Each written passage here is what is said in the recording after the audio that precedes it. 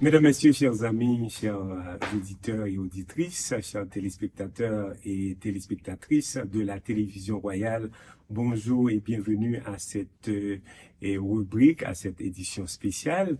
Alors, comme vous le savez, ici c'est Jérôme Dieu seul, le prince héritier du trône, l'ambassadeur du royaume éternel. Eh bien, sans plus tarder, mesdames et messieurs, nous avons le privilège aujourd'hui d'avoir une invitée spéciale qui nous visite rapidement sur le plateau. Il s'agit de Madame, de notre consoeur Dorly Louis. D'accord, donc je vais lui laisser le soin de nous parler de son parcours et de son cheminement. Bonsoir Dorly, ça va bien? Bonsoir Jérôme, bonsoir chers téléspectateurs. Aujourd'hui, c'est un plaisir pour moi d'être avec vous et d'être avec tout le monde qui nous regarde. C'est vraiment intéressant.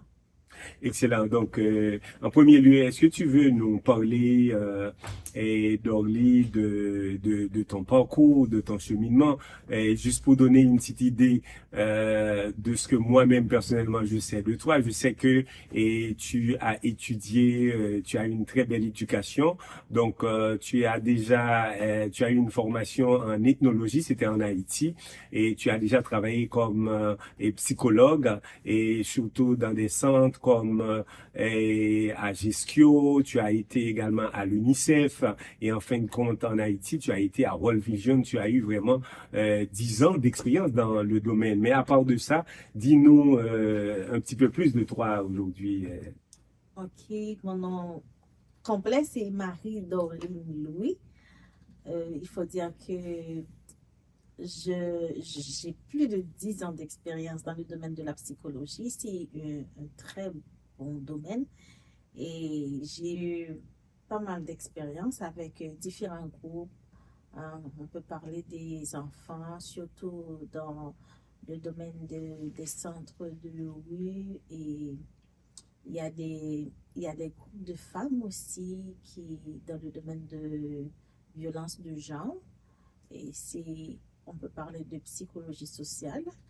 Et il y a aussi d'autres groupes, mais c'est surtout dans la psychologie sociale. C'est, ça fait un bon groupe. Excellent. Donc, mais arrivé ici au Canada, est-ce que tu continues à travailler dans le même domaine ou bien tu comptes faire d'autres études et d'autres expériences, Madame Dorley?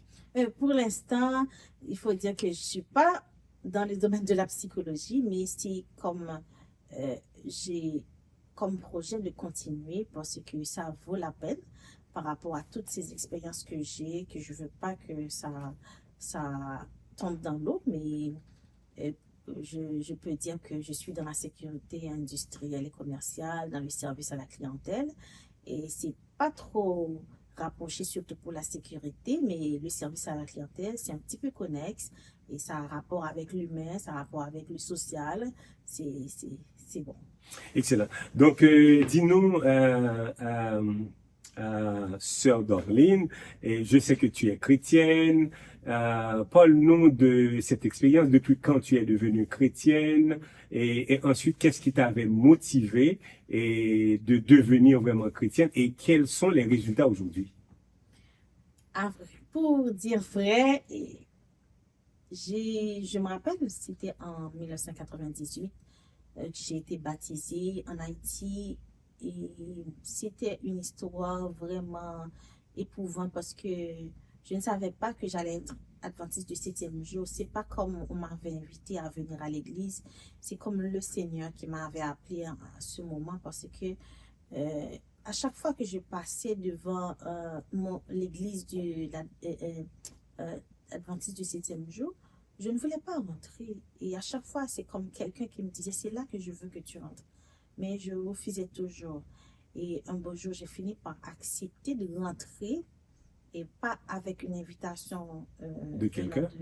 de quelqu'un, mais c'était une invitation divine. Et depuis lors, je me suis fait baptiser et je suis encore adventiste du septième jour. Excellent, excellent. Donc, ça fait plaisir d'entendre ce beau témoignage. Et aujourd'hui, on peut dire, et tu es membre du Centre Eau Vive et de Laval. Et quelle est ton implication et ton engagement? Parle-nous de cela. Bon, je m'implique dans différentes activités parce que moi, je suis quelqu'un qui aime bouger, qui aime travailler avec des groupes. J'ai besoin de me sentir solidaire avec et des gens qui ont des projets ou des gens qui ont la foi vive, la foi active. Et pour l'instant, on peut dire que je suis diaconesse et je suis aussi dans le ministère personnel et il faut dire aussi je suis dans le ministère de la prière et ces trois fonctions que j'ai là, c'est comme un appel, mais je dis merci au Seigneur parce que si ça me permet de redécouvrir le Seigneur d'une dimension spirituelle profonde. Et donc, ça a vraiment fait du sens. Donc, c'est une grande responsabilité et un grand engagement également parce que dès que tu es dans le ministère personnel et les auditeurs ou bien les téléspectateurs, ils savent pas tous c'est qu'est le ministère personnel. C'est comme le ministère d'évangélisation et pour partager le pain spirituel, le pain de vie. Et ensuite, tu es dans le ministère de la prière. Et on sait combien que la prière est importante et pour pour nous maintenir en vie sur le plan spirituel. Et donc j'ai toujours effectivement parlé de l'importance de la prière. C'est sûr que on va pas le faire aujourd'hui, mais les gens ils savent combien qu'ils doivent prier parce que la Bible, qui est la parole de Dieu, qui représente les oracles sacrés, nous dit il faut prier sans cesse. D'accord? Pour quelle raison? C'est parce que c'est à travers la prière qu'on établit la relation entre nous, les humains, et la divinité. D'accord? Alors, dis-nous, tu as été directrice l'année dernière d'une compétition, d'un concours ou bien de lecture biblique. Parle-nous un petit peu rapidement de cette activité, comment ça a été, quel a été le résultat. En fait, j'étais pas vraiment directrice, mais nous étions 4.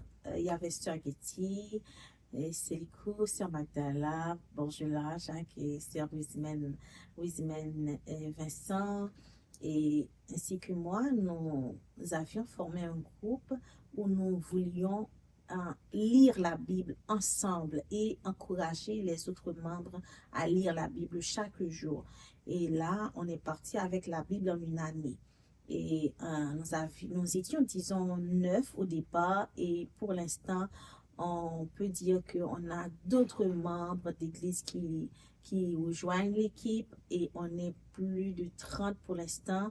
Et ça, c'est une forme d'évangélisation aussi. Et on a beaucoup de projets avec le groupe. Et ça nous permet de rester connectés à la parole. Comme dit la Bible, la parole doit être une lampe à nos pieds et une lumière sur nos sentiers. Alors, le concours qu'on avait organisé, c'était en fin de mois de décembre. C'était pour permettre d'évaluer la lecture qu'on avait fait pendant toute l'année. Et c'était vraiment amusant et on a pu découvrir combien les gens aimaient le concours. Et si on peut rentrer dans les détails, quand on mettait les questions au cours de la nuit, après 5 minutes, disons après 23 heures, vous allez voir des membres qui ont déjà répondu à des questions. C'est comme ils attendaient, ils avaient soif de participer à un concours pareil. C'était vraiment intéressant. C'est un travail d'équipe, un travail qui a beaucoup de collaborateurs, collaboratrices, et c'est vraiment intéressant. Donc voilà, effectivement, la raison pour laquelle je t'ai posé cette question, Sœur Dorline, c'est parce que j'ai été invité et à participer avec vous. J'ai vu les bienfaits de ce concours. Donc, ça a encouragé les jeunes et les adultes, les membres et du centre également à faire des lectures au quotidien. Oui. Donc, ce qui représente vraiment, je peux dire, une source d'énergie et pour ce centre-là. Et comme il est dit dans le livre de l'Apocalypse, le livre de la Révélation, heureux ceux qui lisent, qui écoutent et qui mettent en pratique la parole de Dieu. Donc, il y a des bénédictions et en abondance. Donc, je peux dire que aujourd'hui, le centre Ovid de Laval, donc c'est un centre vraiment de formation et de transformation, et ça fait partie de cette question. Et là-dessus, je tiens à te féliciter et publiquement parce que tu avais fait un travail extraordinaire. Nous avions fait. C'était un travail d'équipe, effectivement. Oui, donc, il faut continuer et il faut pas lâcher prise. Et même lorsque tu n'es pas peut-être renommée comme directrice, mais tu seras toujours là comme et je dirais comme support, comme soutien et comme ressource vraiment et pour l'Église. Il est vrai que aujourd'hui c'est une visite surprise et que tu nous fais au niveau de la télévision royale. On aura le temps, n'est-ce pas, de traiter plus de questions. Mais toutefois, avant qu'on termine, dis-nous au niveau de la psychologie, qu'est-ce qui t'avait manqué? Eh bien, quel est le message, un dernier message que tu pourrais avoir pour nos amis téléspectateurs? Moi, j'ai pas mal d'expériences qui m'ont marqué, et surtout dans le domaine de PVVIH. C'est quoi PVVIH? C'est des personnes vivant avec le virus du sida. Il y a plusieurs catégories de groupes, comme des jeunes, des adultes qui vivent avec le virus. Ça, s'il y a des cas vraiment marquants, et surtout quand en tant que counselor, vous faites le pré-test et le post-test, surtout avec le post-test, dès que la personne vient pour prendre son résultat. Et quand c'est positif, ça, c'est pas facile à annoncer avec quelqu'un qui au départ, soit ne voulait pas ou ne s'attendait pas à avoir ce virus, à être infecté, et annoncer le résultat.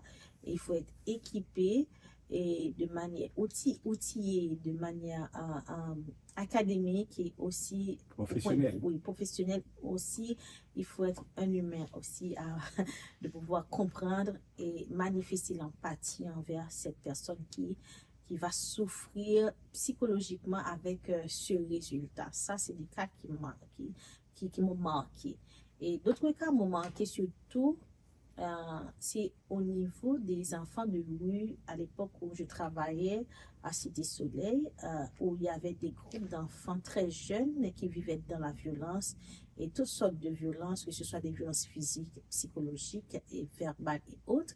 Et vous allez voir, tout petits, ces enfants-là apprennent des choses que même les adultes ne savaient pas. Et vous, en tant que soit psychologue ou en tant que travailleur social, pouvoir encadrer ces jeunes, c'était pas chose facile. Il fallait vraiment être non seulement un professionnel, mais aussi un parent pour pouvoir comprendre la réalité de ces enfants. C'était des cas manquants. Excellent. Donc voilà, et chers amis, donc je tiens à vous remercier et d'avoir pris le temps de nous écouter. Et donc, mais je ne peux pas terminer sans dire merci en fait à l'équipe, parmi lesquelles je peux citer JP. Vous ne connaissez pas encore complètement JP, mais vous aurez le temps de le savoir. Il a fait un travail extraordinaire aujourd'hui et donc qui a fait qu'on a pu réaliser cette production. Merci également et à nos commanditaires, particulièrement donc je remercie Garage Cliff, je remercie Daniel's Garage, je remercie également Finbush Service Traiteur, remerciements à Hugues Courtois. Et en fin de compte, je tiens à remercier Jocagem pour la déclaration d'impôt. N'oubliez pas de partager et soyez toujours branchés chaque jeudi à pareille heure de 20h à 21h pour suivre en direct cette émission sur la télévision royale. Mesdames, Messieurs, chers amis, chers téléspectateurs et téléspectatrices de la télévision royale, bonsoir et bienvenue à cette nouvelle édition. Donc, merci déjà de suivre avec nous. Alors, comme vous le savez, mon nom c'est Jérôme Dieu seul. J'ai l'honneur et l'insigne privilège d'être avec mon collègue, l'invité spécial à l'émission d'aujourd'hui. Il s'agit de Jean-Hugues Courtois. Donc, comme vous le savez, on fait cette rubrique spéciale pour vous aider, vous qui êtes des locataires, à procurer, n'est-ce pas, d'une nouvelle maison. Et si vous avez une maison également, vous pouvez même aller chercher une deuxième propriété. Donc ainsi, on ne va pas perdre de temps. Je dis bonsoir à Jean-Hugues Courtois. Comment allez-vous, mon cher? Bonsoir Jérôme et bonsoir aussi à tous ceux qui nous écoutent ou qui nous regardent. Donc, on sait que sans les auditeurs, sans les téléspectateurs, donc il n'y a pas d'émission. Alors, on leur dit un gros bonsoir. Donc, ça va bien, Jérôme. Et pour toi? Bon, ça va toujours bien. Donc, Jean-Hugues, on a eu la semaine dernière une très belle émission où les téléspectateurs et téléspectatrices commencent à vous découvrir. Et est-ce qu'en quelque sorte, vous pouvez nous parler un petit peu de vous, et de ce que vous faites vraiment sur le marché, comment vous pouvez accompagner les téléspectateurs et téléspectatrices, nos amis, vraiment à se procurer d'une nouvelle propriété? Eh bien, Jérôme, comme je le dis toujours, ça fait 15 ans que je fais l'immobilier et puis mon boulot, c'est de créer de la richesse dans la communauté. C'est aider les gens à créer de la richesse. Donc, comment on fait ça? D'abord, je vais me présenter plus ou moins parce que les gens ne savent pas pour quelle compagnie que je travaille. Moi, c'est Jean-Hugues Courtois. Je travaille pour la compagnie Via Capital. Donc, mon agence, c'est Via Capital Vision. Donc, notre rôle, c'est de créer de la richesse dans la communauté. Donc, comment on fait ça? Eh bien, on aide les gens à trouver soit leur maison de rêve. Et une fois qu'ils ont leur maison, après ça, ils peuvent passer à une autre étape, à acheter une deuxième propriété ou une troisième ou une quatrième, ça dépend parce que j'ai des gens avec qui je travaille depuis longtemps et qui partaient avec une propriété et qui se retrouvent maintenant avec 2, 3, 4. Donc, c'est ça notre rôle. Donc, c'est d'aider les gens à créer de la richesse. Et tout à fait, c'est bien intéressant, Jean-Hugues. À titre d'exemple, je peux dire que ma première maison, on s'entend que vous êtes vraiment la personne clé qui m'avait suggéré, qui m'avait accompagné à avoir ma première propriété. Donc, j'encourage les gens effectivement à vous appeler et à entrer en contact avec vous. Je suis sûr et certain que vous êtes capable vraiment de faire la même chose que vous avez fait pour moi. Alors, aujourd'hui, Jean-Hugues, par rapport à ce qui se passe sur le marché, on constate qu'il y a une baisse du taux directeur par la Banque du Canada. Donc, pour l'achat, il a fallu qu'on ait à peu près 3,25 en termes de taux. Mais aujourd'hui, on peut parler d'une baisse de taux. Et est-ce que vous pouvez nous dire vraiment en quoi est-ce que ça peut impacter sur les propriétaires et les acheteurs? Justement, Jérôme, c'est la baisse du taux directeur, c'est une bonne nouvelle pour les acheteurs et aussi pour les propriétaires, spécialement ceux qui vont renouveler leurs hypothèques. Donc, comment ça fonctionne? C'est que la baisse du taux directeur, c'est-à-dire le taux directeur, c'est la Banque du Canada. Donc, toutes les autres banques sont chapeautées par la Banque du Canada. Donc, ils vont suivre ce que la Banque du Canada dit. Donc, un exemple, si la Banque du Canada baisse son taux directeur, eh bien, tout de suite, vous allez voir que les taux variables vont commencer à baisser à la banque. Maintenant, ensuite, les taux fixes vont suivre après. Donc, pour quelqu'un qui va renouveler son hypothèque, donc si le taux directeur baisse, alors au fur et à mesure, les taux vont continuer à baisser et cette personne-là va avoir un bénéfice parce que son hypothèque va être beaucoup plus basse que ce qu'il avait avant. Maintenant, pour quelqu'un qui va acheter aussi, donc si vous allez acheter votre propriété cette année, c'est une super bonne nouvelle parce que vous allez avoir un meilleur taux. Et un meilleur taux, ça va vous permettre aussi d'avoir une meilleure qualification. On peut prendre un exemple. Si, par exemple, vous vouliez acheter une propriété à 500 000 $ et vous allez à la banque, vous dites, OK, je veux une propriété, j'aimerais ça trouver quelque chose à 500 000. La banque va regarder votre revenu, votre crédit, votre mise de fonds et tout, et il va déterminer est-ce que vous pouvez vraiment acheter à 500 000 ou est-ce que vous êtes capable d'acheter seulement à 400 000. Mais si, par exemple, le taux il baisse, eh bien là, ça augmente votre capacité. Donc, vous allez pouvoir acheter plus cher. Mettons, si vous n'étiez pas vraiment qualifié pour le 500, c'était pour 450, mais une baisse de taux, ça peut quand même faire changer la donne et vous permettre d'acheter votre propriété. Donc, ça va donner plus de moyens aux acheteurs. Maintenant, pour quelqu'un qui va renouveler son hypothèque aussi, s'il payait, on va dire, 700 $ aux 2 semaines, et là, les taux baissent, donc, il va arriver à la banque, il va faire son renouvellement, et bien, avec la baisse des taux, il va pouvoir payer peut-être 650, 600 $. Tout à fait. Donc, ça veut dire que c'est vraiment avantageux. Et donc, la baisse de taux et pour les propriétaires et pour les acheteurs. Exactement. OK. Alors, dis-nous, mais quelqu'un qui doit renouveler maintenant son hypothèque, et donc, vous savez que généralement, avec le système bancaire, c'est chaque 5 ans, donc on doit faire le renouvellement. Est-ce que, et par rapport à ce renouvellement d'hypothèque, et on doit attendre et vraiment à la fin de cette période pour commencer par en jouir, par en bénéficier, ou bien donc dès le présent moment, on pourrait commencer à profiter vraiment de la baisse de taux directeur. Ce qui va arriver pour les gens qui doivent renouveler, ça va dépendre parce que chaque personne a une échéance. Donc, cette personne qui a cette maison-là, elle a une échéance peut-être pour le mois d'avril, l'autre, il y a une échéance pour le mois de mai, l'autre, il y a une échéance pour peut-être la fin de l'année. Donc, ça va dépendre de votre échéance, bien sûr.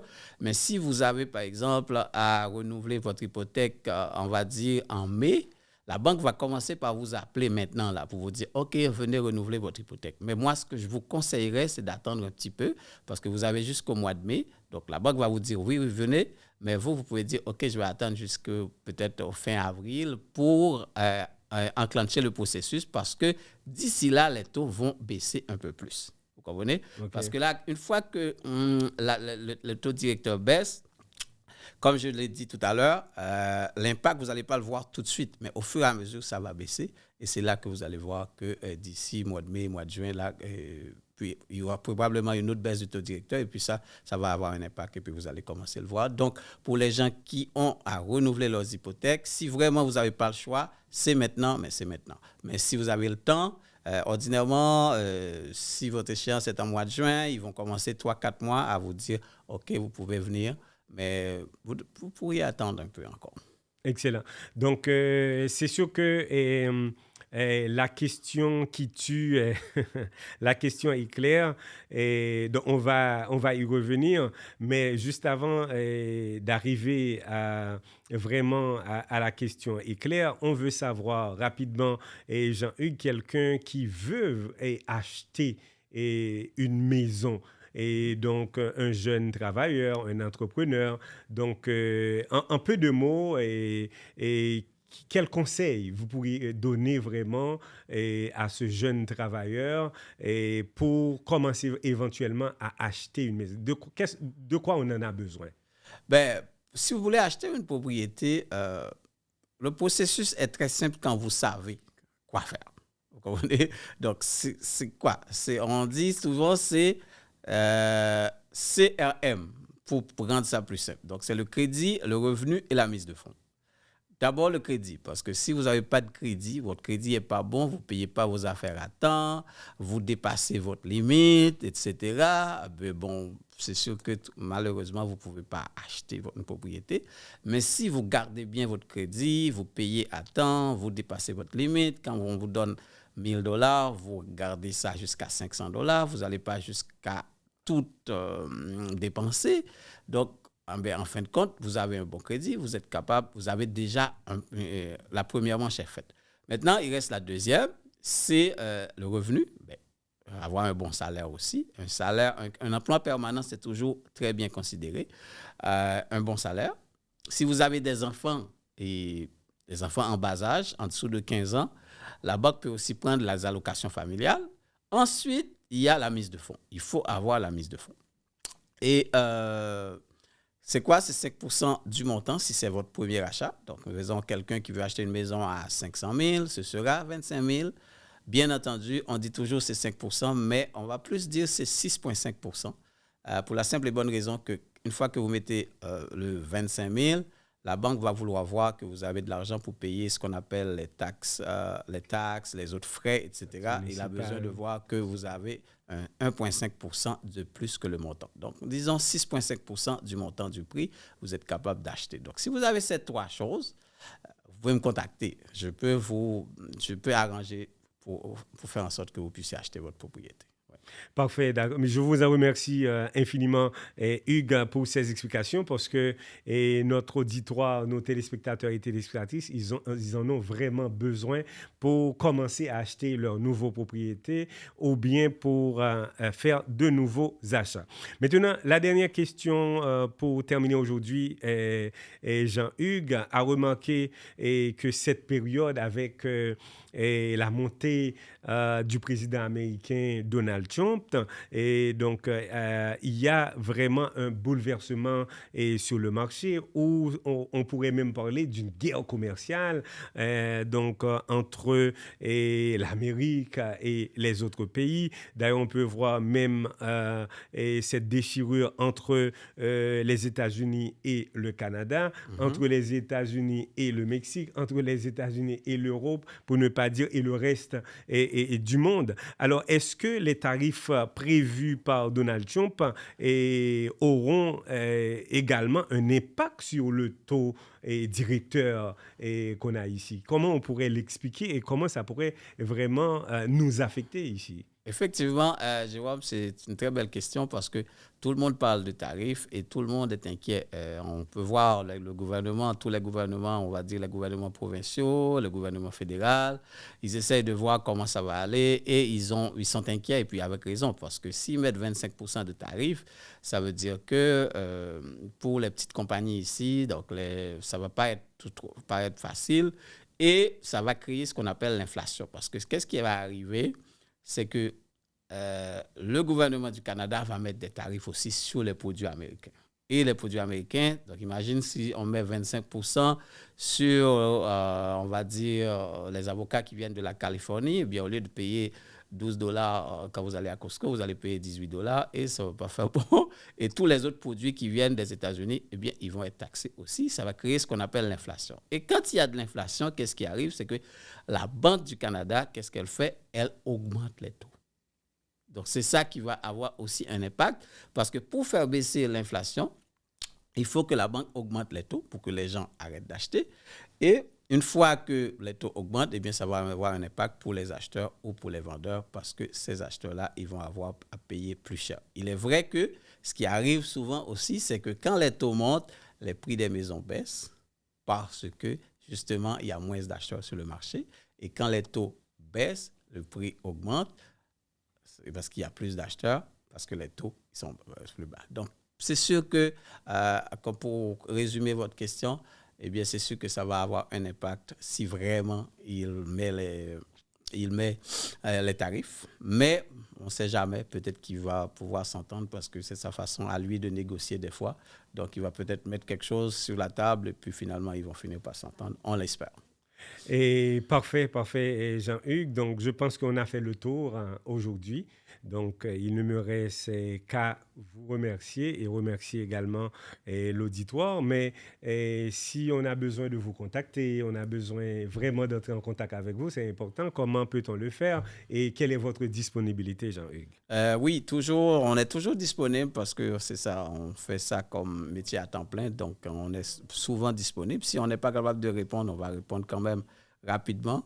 Notre téléphone, c'est le 514-772-0870. 514-772-0870 si vous voulez nous contacter. Ou courtoisjeanhugues@gmail.com. Donc, voilà.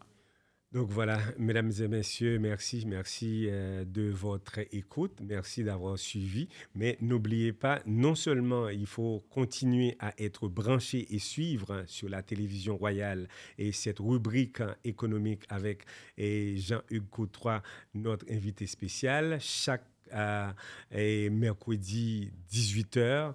Donc, vous allez être toujours branchés et la reprise va être faite effectivement sur YouTube, sur les différents et réseaux sociaux. Donc, merci infiniment, mais n'oubliez surtout pas de partager avec vos amis, de partager avec vos proches ces renseignements importants. Je vous dis merci et à la prochaine.